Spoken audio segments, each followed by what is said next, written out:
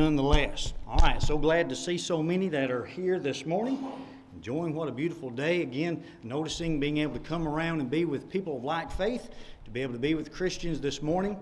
And we find ourselves sometimes, we find ourselves worrying, do we not? If you are like me, you find yourself thinking about certain things, and I think it's just human nature to a point where we just say, well, yeah, there's just a lot of stuff that I worry about. That bothers me, right? I don't know what's about to happen to maybe some degree in some situations, things like that, and I find myself worrying. Well, sometimes when we get that way, what do we need, or what do we typically do? We go ask someone for advice, do we not?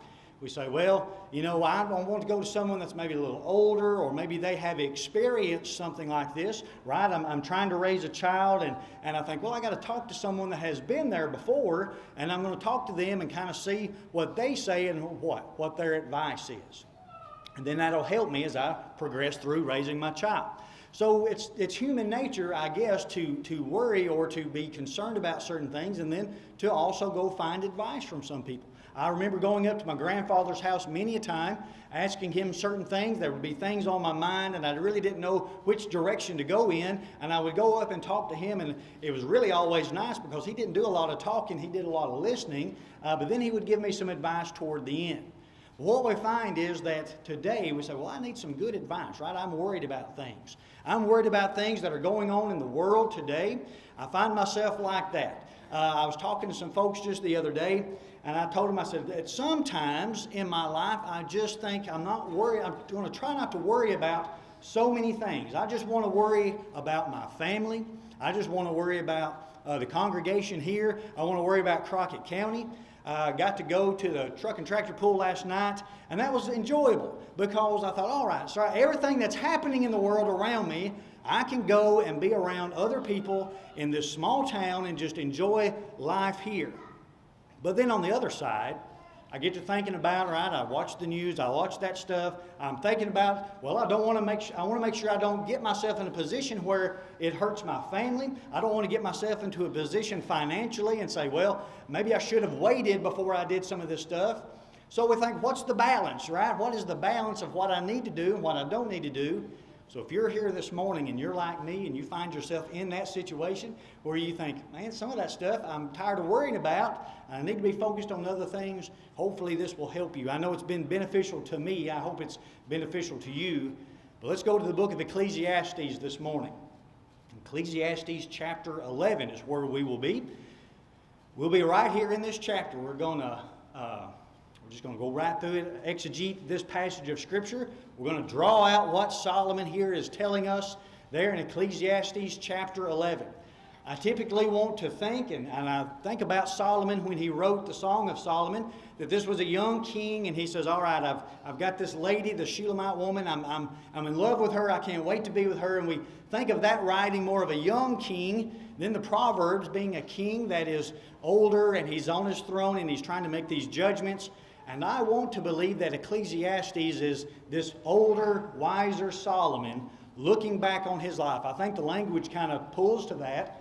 And he says, all right, you go through Ecclesiastes, the theme of that is vanity. All is vanity, right? Vanity of vanities. It's all meaningless. He said, I've tried to take pleasure in riches, and I had no pleasure in them. I've tried to take pleasure in the pleasures of the world, right? I have no pleasure in them. He said, I've even built things and I've taken pleasure, but really, he said, ultimately somebody else is going to have those. So he said, it's all vanity.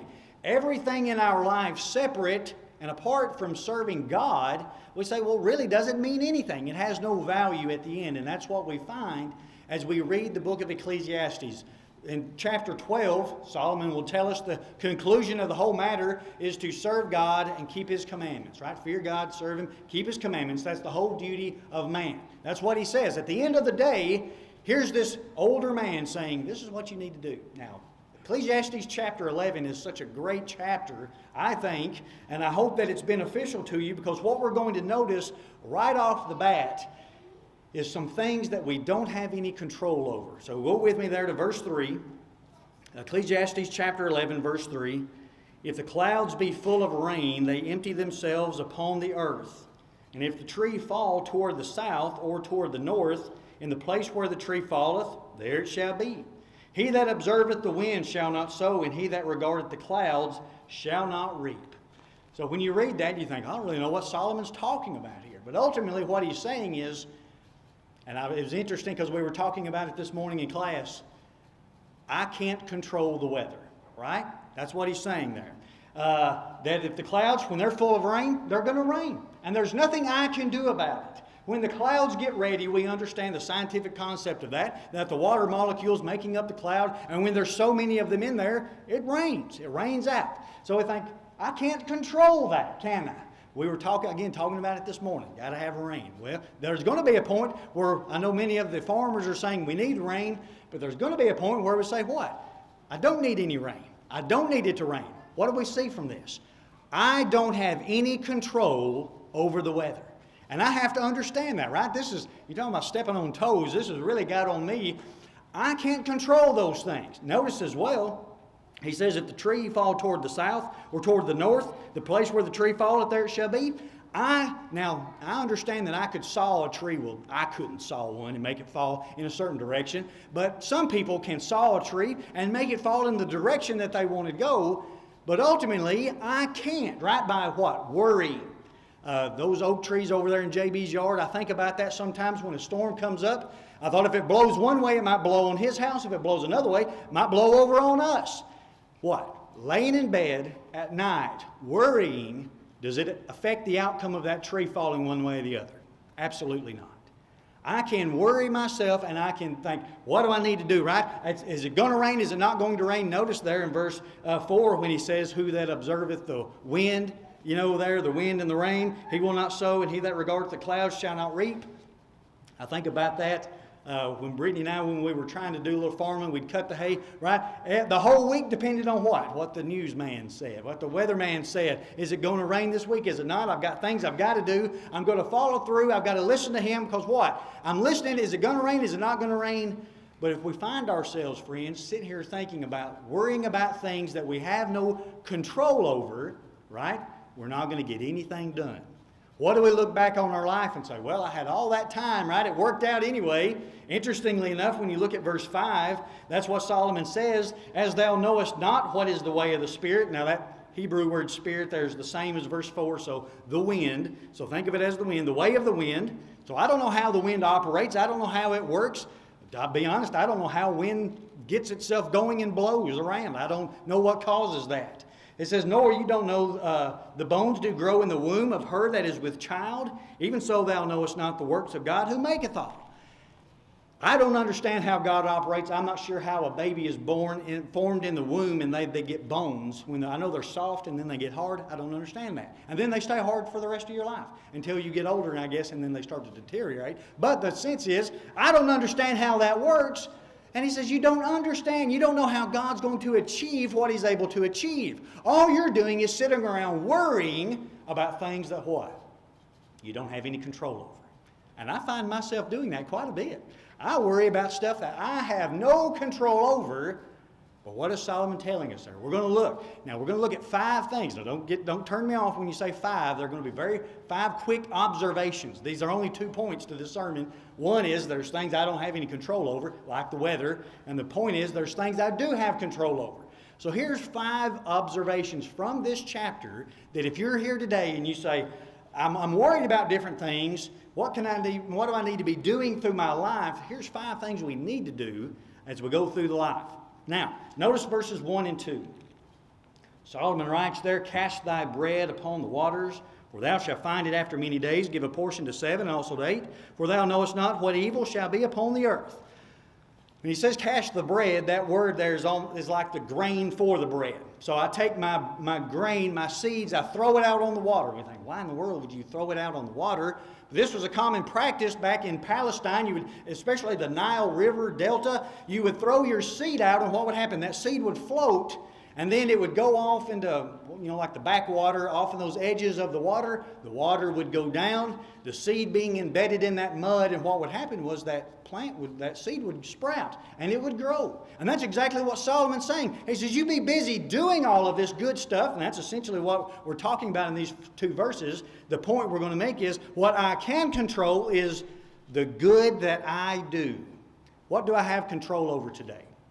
I can't control the weather. What do I have control over? I can control the amount of good that I do. I can go out and spread my grain or my bread upon the waters, because you never know how it's going to come back to you. Notice in verse 2, the 7 there, again, the Bible student sees that and thinks, okay, 7 is the perfect number, so it's the perfect amount. But notice he says, and also to 8, so give a little more. We find ourselves, right, being covetous sometimes, and we say, well, I don't want to give to other individuals. There's people that need help throughout the community, and I think, I don't know if I want to help them or not. Solomon's saying, you spread, right, throw your seed out there. You never know the good that you do, what's going to come back to you. And that's essentially what we're looking at here. He says, and don't just give what you think is the perfect amount, you give a little extra.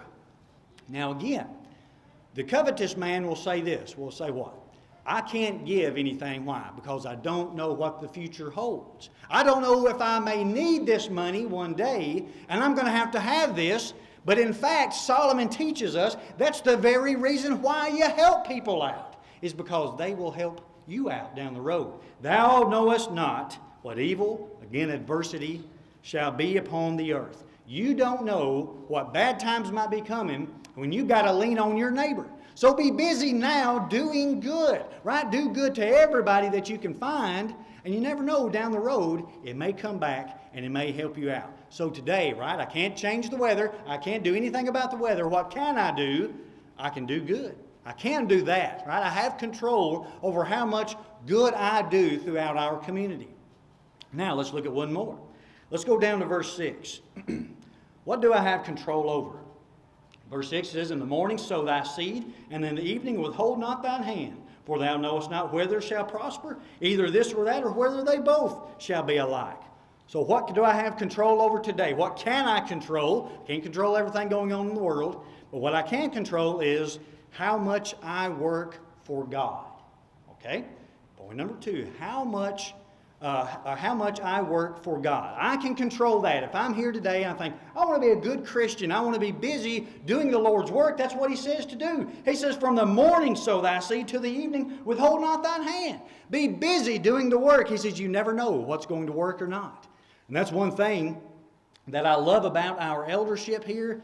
You should hear us, I guess, sometimes in those meetings. We're trying to do evangelism in the community. We're trying to do outreach in the community. We're trying to do things to get the congregation together. And what do? We think, well, we got to come up with some kind of idea, and we spitball a lot of them out. Some of them work, some of them don't. But what we get at is, we say we have to try. Because what? I don't know if any good's going to come from it or not. We had our back to school bash not too long ago. We said, all right, let's just try it, right? Had a good turnout. I think Mr. Harold's right. We got to get that ice cream ladle out a little bit more. That'll get more people coming out if we can get that homemade ice cream. But the idea there is what? We got to try something.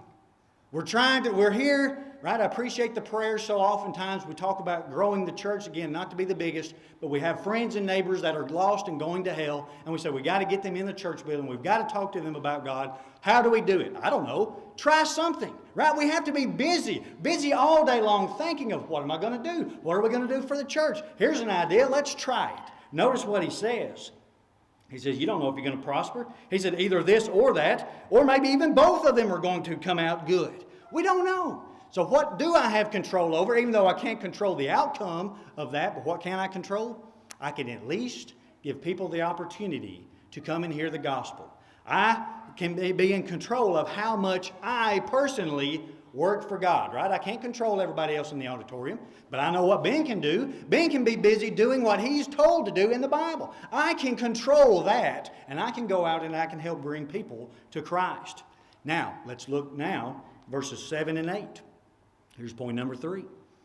What can I control? I can't control what's going on in the world today. Can't control the weather. Can't control a tree falling one direction or another. But Solomon, in your wise wisdom, right? Think about an older man. And again, I can hear my grandfather's voice sitting up there telling me not to worry about certain things because what? He said, you don't have any control over it, Ben. You can't control that stuff. But what I can control, verses 7 and 8, notice, truly the light is sweet, and a pleasant thing it is for the eyes to behold the sun. But if a man live many years and rejoice in them all, yet let him remember the days of darkness, for they shall be many. All that cometh is vanity. So what in the world does Solomon mean there? Notice, he said, truly the light is sweet. That sunshine, that's what it means. The sunlight. To be alive. What a beautiful, appreciate again the prayers. Mr. David there when he's offering before we did the contribution. The idea that we get to come out here on this beautiful Lord's Day and be around Christians, right? We don't have to have fear of outside forces. We're able to be here. We're able to meet. It's a beautiful day. We think, enjoy this, right? While I'm here, what I can control, here's point number 4. What I can control is having the right attitude. No, that's point number 3, sorry. Having the right attitude is point number 3. What I can control is 1, I can do good. I can do good that the good that I can do, point number 1. Point number 2, how much I work for God. And point number 3, having the right attitude. Verses 7 through 8. I can have the right attitude. When I go through life, I look out at the world and think, I'm a Christian. Right? Sometimes we look at that and the Christian is the most sorrowful person we find. We have people in the world living it up and they say, well, what about you? Like, oh, you know, the world's falling apart and everything's bad happening. But you're a Christian. We understand God's in control and we fully understand that this world is not our home. Our home is in heaven, right? Our citizenship is heaven. We're just here for a little while. We understand that there's something a lot better than this world that we have to look forward to. So what do? When I go out and I behold the days, every day that I get, I should be thankful and say what? I got to be busy doing the work of the Lord. I got to be busy taking all these opportunities. I've got to be busy doing what God commands me to do, because notice in verse 8, but if a man live many years and rejoice in them all, right? So you've been blessed with a long life. You were able to see many days. Notice, let him remember the days of darkness. That darkness there is death. Remember, friends, death is coming, right?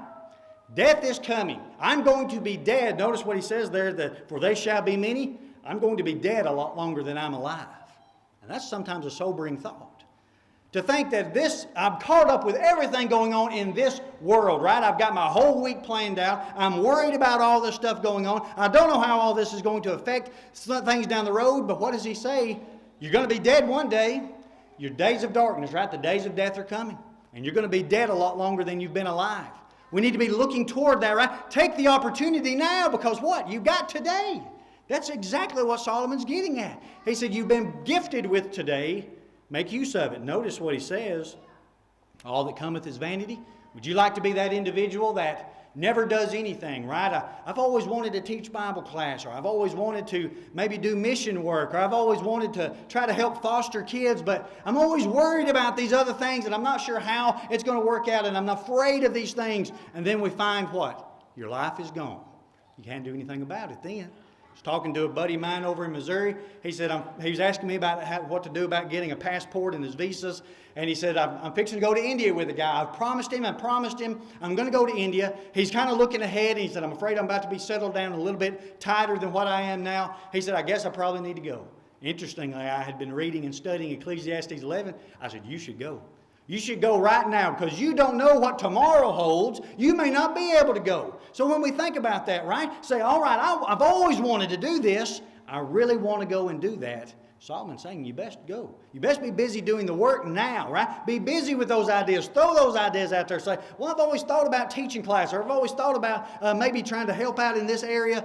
Do it, because we don't know what the future holds. I can't control those things. But what I can control, again, is having the right attitude and going out and saying, all right, I'm going to do what God tells me to do. I'm going to look at the day not as a worrying day, but as a day full of opportunity. Now, let's look at our fourth point. I can't control the world. I can't control the weather, right? The rain rains. It's going to rain when it's going to rain, where it's going to rain. I can't worry myself and worry about that. I can't change anything. Look in verse 10. What can I do? It says, therefore remove sorrow from thy heart and put away evil from thy flesh, for childhood and youth are vanity. What I can control, friends, this morning is I can remove temptations from my life. Now that's what he's saying there, remove sorrow, those lusts and desires that lead to sorrow. I can't control the world. We've talked about it in our class back there. As parents, we think, well, the stuff that our kids are listening to, right? The stuff they're watching, even cartoons, we have to watch these things because of the way the world is. the influence of Satan. He says, I've got to watch it, right? I've got to be ever diligent. So I say, I can't control those things. I can't control what they put on the television, what's put on the internet. But what I can control is getting those temptations away from me. What I can control is saying, all right, I'm around those stuff. I don't want to be around that anymore. Notice there what he's saying, remove that sorrow from your heart. Put away evil from thy flesh. Put away those desires that are causing you to be in places that you don't want to be, right? We've all been there. We've all done that temptation. It's like the billboard. The one side shows the people having fun and committing the sin, but on the back side of the billboard, we don't see the destruction that the sin causes. We think, well, it'll just be for a little bit, or I'm in control. I can walk to that edge. I know how far I need to go before I go over. But what we find is what? That sin really wasn't as promising as Satan let it out to be. What we find is really it's full of sorrow. It said sin will take you farther than you want to go, cost you more than you want to pay, and keep you longer than you want to stay. That's the way sin operates. It's a lie. Satan is the father of all lies. So what we find is remove that, right? Look for that for childhood and youth or vanity. Again, have you known individuals who have thrown away their early adulthood? They've chased after things of the world. They've chased after those pleasures that they thought they were going to enjoy, they thought was going to make them happy. And as they become older, what do? They look back and say, I wasted vanity. I've wasted all of those years. I had all of that opportunity to come and do and be working for God, but I threw it all away because I was worried and concerned about the things of this life. Friends, today, I do have control over that. I can, right? If something is tempting me, I say, I'm not going to have anything else to do with it. I'm going to put that away from me. I have that power, right? I have control over that. And say, all right, I know it's out there, but I'm not going to have anything to do with it. Now, we've noticed as we've gone through this chapter, there's been a lot of things that we don't know, myself included. Notice in verse 2, as we go back, you'll see that phrase, for thou knowest not. We're going to see that 4 times. Verse 2, again, do good, help out individuals, because what? You don't know what bad things are going to come. You don't know what's ahead in the bend of the road. You don't know what's coming. Verse 5, again, I don't know how the wind operates. I don't know how a baby is made in the womb. I don't know how God achieves what He achieves. Notice in verse 6, be busy. Why? Because I don't know what's going to work and what's not going to work. I don't know if I try to teach that class what it might lead to. That's ultimately what leads me here before you today, is because they pushed me to do that, right? I offered an invitation, and once you do that once, right, you're stuck. And you get to do it again. And like I told some people the other day, you get up in front of people enough times, the nerves goes off, and you find you enjoy it a little bit more than you thought. You don't know. You don't know. 4 times we're told we don't know. But here finally, in point number 5, what I can control. Notice in verse 9, look at what I do know. Interestingly enough, look, rejoice, right? Brighten up, O young man, in thy youth, and let thy heart cheer thee in the days of thy youth, and walk in the ways of thine heart in the sight of thine eyes. Now, let's stop right there. We think, wow, Solomon, you've given me a blank check. I can just do whatever I want to do. But no, notice the next clause, but know thou, that for all these things God will bring thee into judgment. Now, what does that mean? What am I getting at? I think Solomon, writing in this as an older man looking back, I can't help but think of an individual who says, I've always wanted to do mission work. I've always wanted to do this. I've always wanted to teach. He's saying what? Do it. If that's what your heart desires, right? If your heart is to say, I want to go help this individual, I want to go do this, then you need to do it, right? But no, and I think it might even apply to saying, well, you know, I've always wanted to go out west, or I've always wanted to go overseas, or I've always wanted to travel. I think we should do those things. Again, think of an older man. Do it. Do it. You have time and you have opportunity. But most importantly, you know that for all these things, God will bring thee into judgment. So of all the things I don't know here this morning, right? Follow with me. Of all the things I don't know, what do I know? That I will be held at the judgment for what I do. Friends, that's most importantly. And you know, right? I do know that. Now, I may not know what happens tomorrow. I may not know how anything's going to work out. I don't know how God operates and how things. Again, when Brittany and I were talking about going to Memphis, I had no idea how He was going to operate and do those things. But He achieved all those things, right? And He allowed us to go and do this, and now we're here. I didn't know that when we started. But what do I know? I know there's going to be a judgment. I know one day I will have to stand and give an account for the things that I have done on this earth. I do know that. Friends, you know it too. You can read it in the Bible. There's no doubt everybody in here, you've read your Bible, you understand. It really doesn't even matter if you say, well, I don't believe in the gospel plan of salvation that you preach, Ben. You still know that one day you will stand before God and face eternity either in heaven or in hell. You know that. Everybody in here knows that. We say, all right, what do I need to know about that? Right? The thing that I can control, here's point number 5. What? I can't control the weather. I can't control the things that are going on in the world.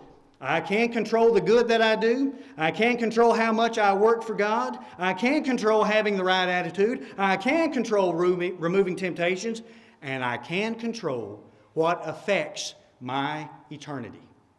Friends, I have control over that. If you're here this morning, you must realize that if you have not obeyed the gospel, you know that you will stand before God at judgment. And it's a scary and sobering thought to think that all of those opportunities that I had to obey the gospel, I threw them away. Right? Time and time again. I knew as I sat there that one day I'd have to give an answer for all of this, but I just sat there. We know that there's a judgment day coming. So what do I need to do, right? Because I know that's coming, I got to hear the gospel, repent, or believe, repent, confess, and be baptized. I can read that in my Bible. We've preached on it many a time. I know that's what I need to do because I have book, chapter, and verse that backs that up. Now, after that, I know then if I have been baptized for the remission of my sin, I know that I have an opportunity to go to heaven now because I've got to remain faithful. So if you're here today, you must realize if you're a Christian and you say, well, I've committed sin in my life, I know I can't continue to live that way. I know that I have to change. I have to confess that sin, and I have to repent of that sin. I know that, but I know because the Scriptures tell me that if I do that, then I can go to heaven. And we'll find, friends, that I know that if you're here and you're like me and you struggle with thinking and worrying about everything in this world, a lot of stuff that you can't control, I know that if I need help, I know that I can ask for the prayers of this family, this congregation, and y'all would pray for me, right? We'll pray for you if you're here and you say, I'm struggling through certain things. I know that prayer works and prayer helps, and we can pray for one another. So friends, this morning, if you're subject to the Lord's invitation in any way, won't you come forward now as we stand and as we sing?